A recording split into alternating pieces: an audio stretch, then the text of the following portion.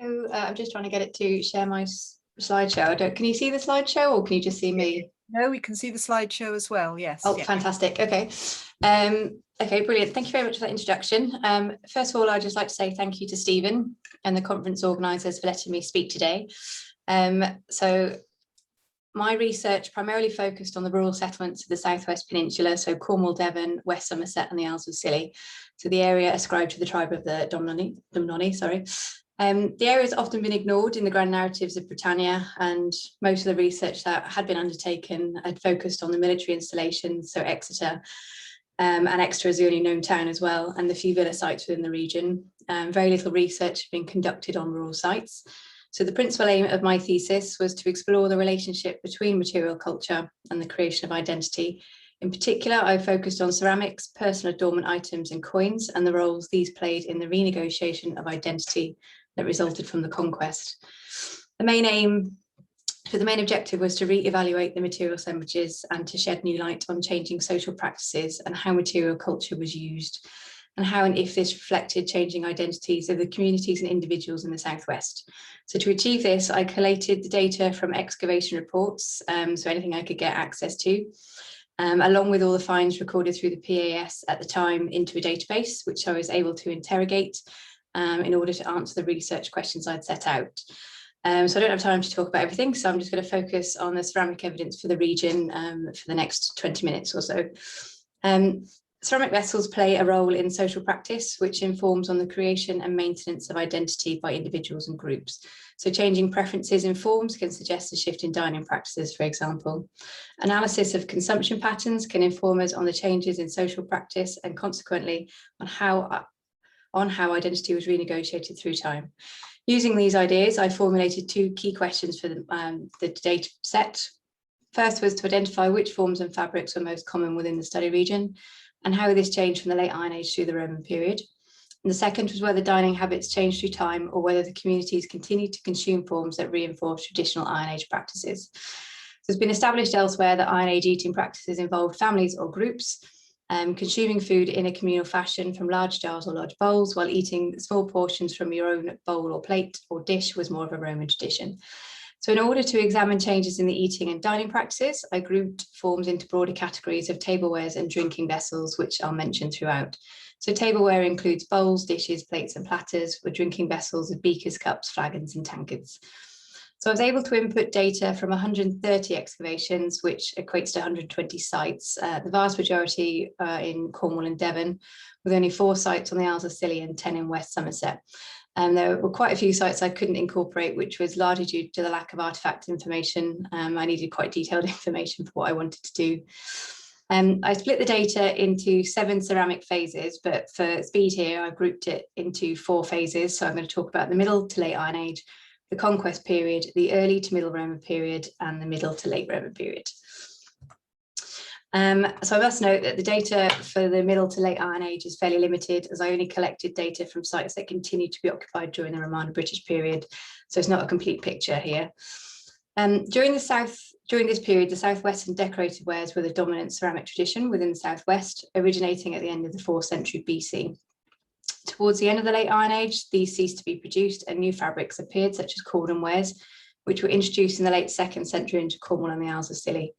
In Somerset, excavations at the hill fort of Norton Fitzwarren have shown locally produced fabrics were utilised along with Southwestern decorated wares. Analysis of ceramics has shown these consisted of quartz, limestone and grog tempered wares, which were thought to have been made locally. Very little Middle Iron Age ceramic material has been recorded from sites in Devon, and it had been thought that communities were largely aceramic until the later Iron Age, when Southwestern decorated wares begin to appear. Recently, though, late Iron Age plainware has been recognised at a handful of sites, and radiocarbon dates have suggested it starts to be used in the 1st century BC into the 1st century AD. You also get Georgian wares coming in from Dorset, and these are found on sites in southern and eastern Devon. The forms in use at this time were predominantly jars, with a small number of bowls and cooking pots identified. And these forms show that communal eating from large pots was a normal practice. The bowls present should not be considered as a suite of tablewares, as these examples are not small shallow forms, but often deeper, and so had the capacity to hold larger amounts of food. The only imported ceramic that appears in the region for my data set during the late Iron Age is amphora, and there are only 2 represented, although I am aware there are more. But both of the types I was able to put into my database were Dressel 1A types, which date to the late 2nd to 1st century BC and contain wine. The final decades of the late Iron Age and into the conquest period, the number of ceramic vessels drops. However, the data showed that a number of imported fabrics being consumed did increase, although this is a very slight increase. So a single Terra Nigra cup is known from the round of Treviska, and amphora have been found at 2 other sites in Cornwall. You also get the black burnish ware coming in, becoming more widespread in Devon.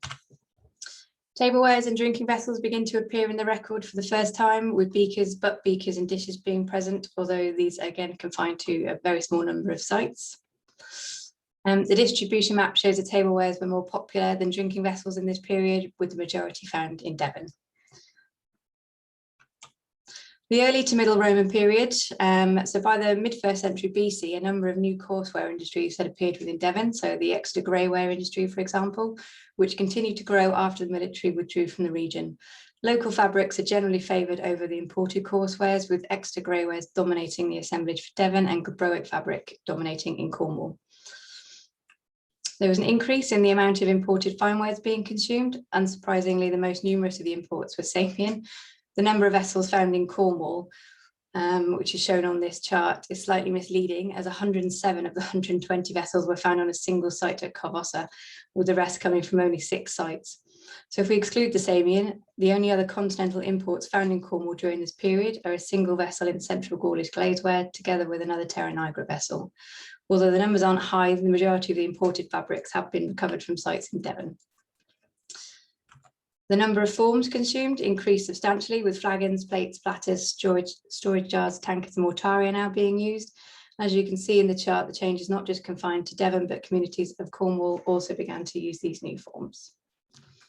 It's clear from the distribution mapping that tablewares and drinking vessels were more popular with communities in Devon, and the mapping shows a similar distribution of both tablewares and drinking vessels across Cornwall, although in terms of numbers, drinking vessels are better represented for Cornwall. Moving on to the mid to late Roman period, the number of vessels consumed increased quite dramatically before they dropped off towards the end of the 4th century.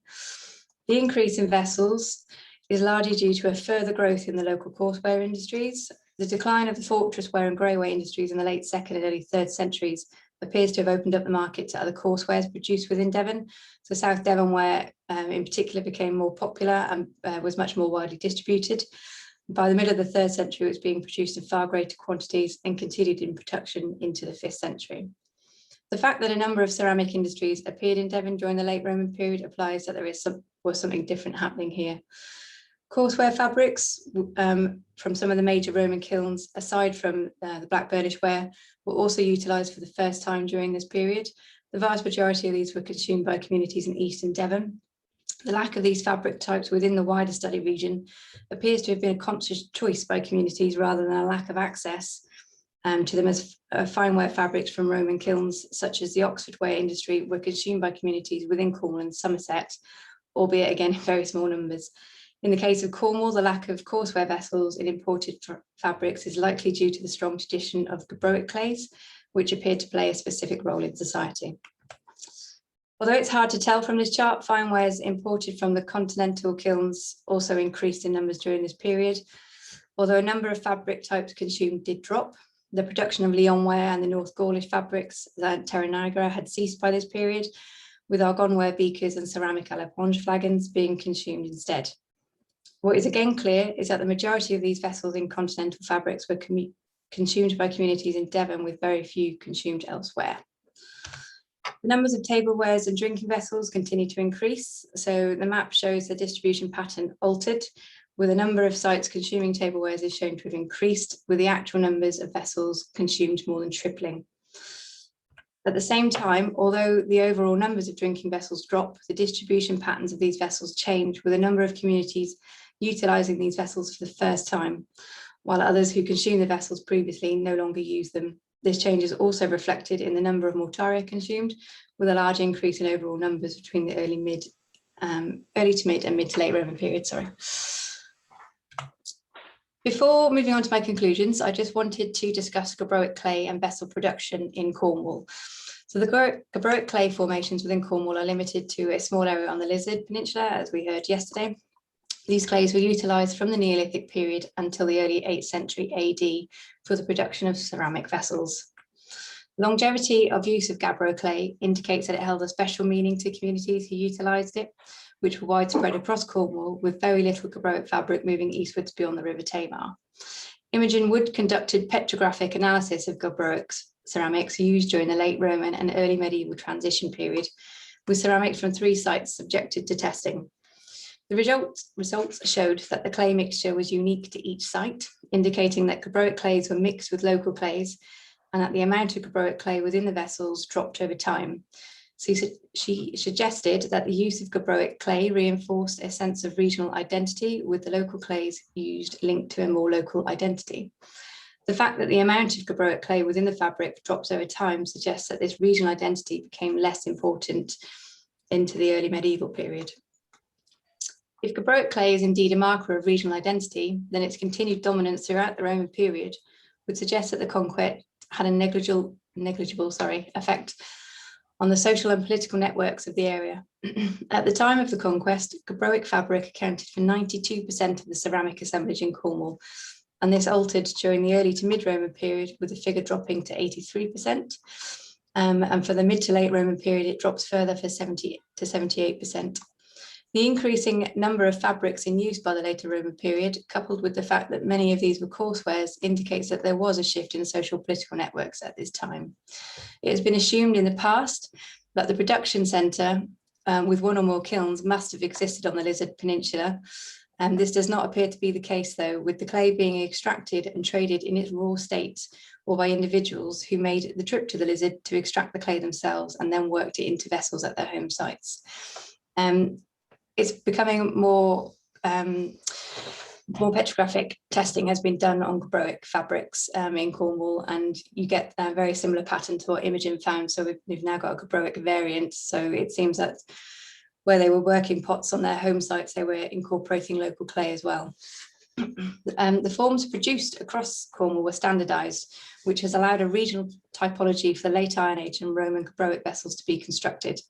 This standardisation shows strong regional ties between the communities, which allowed them to produce such similar forms with little variation. There is, though, some outside influence during this time, so rim forms copy those of black burnished wares. The standardisation and dominance of jars and large bowl forms in the late Iron Age indicate that these communities had similar social practices regarding eating and drinking. After the conquest, new vessel forms, tablewares and drinking vessels were introduced, and it is clear that the vast majority of these were consumed in imported fabrics. So only 1% of cups, flagons and dishes were produced in gabbroic clays, while only 1 mortarium is known in the fabric, although as we heard yesterday, gabbroic clay was likely too soft for the grinding and pounding actions mortaria were used for. The exception to this rule, is the bowl forms, with over 400 bowls that could be considered to hold individual servings to be produced, having been produced in gabbroic fabric.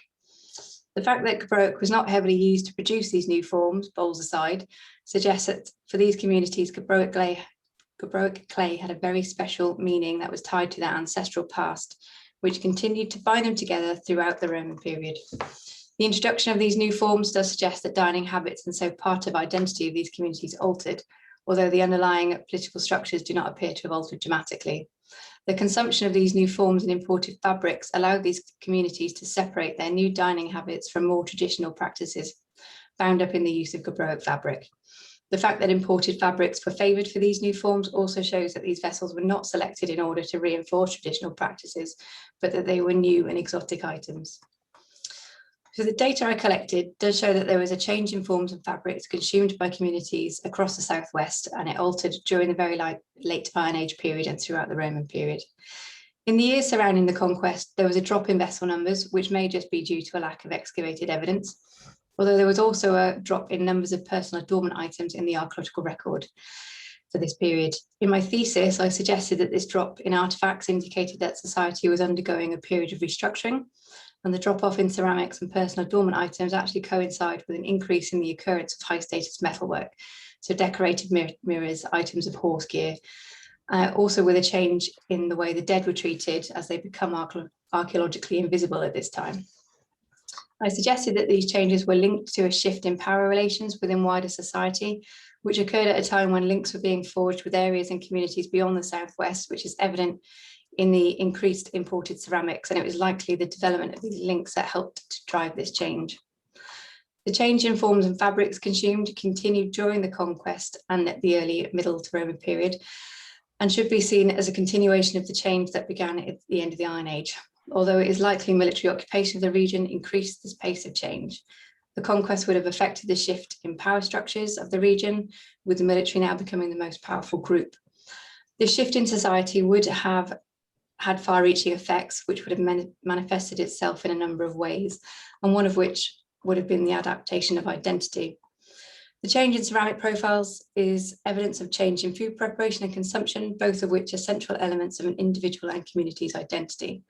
Contact with members of the military, who would have been very familiar with these new dining vessels, would have helped to stimulate the change seen in the use of vessels within the region. During the later Roman period, these vessel types were consumed in far greater numbers, and the development of a road network as well as the riverine and coastal networks would have meant these vessels were more readily available to communities. The fact that tablewares and drinking vessels were more popular in Devon is only partly due to the development of these trade routes.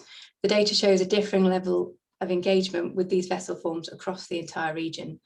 The increase in the number of tableware forms and mortaria consumed during this period suggests a change in eating habits that began in the aftermath of the Roman invasion had become a normal part of everyday life for many communities in Devon, while it is likely that the lower numbers within Cornwall and the Isles of Scilly represents an active choice of those communities not to use them as part of day-to-day cooking and eating practices.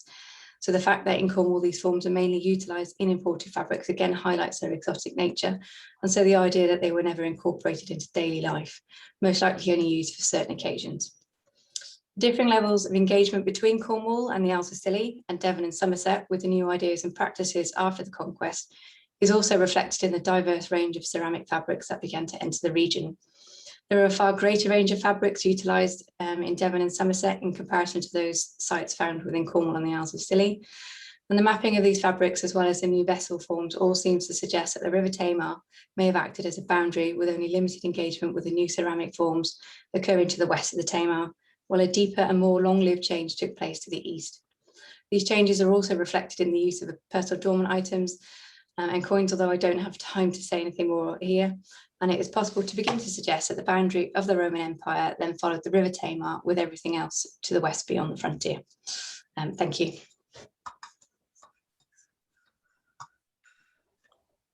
Well, thank you, Sian. If you unshare your screen, then we'll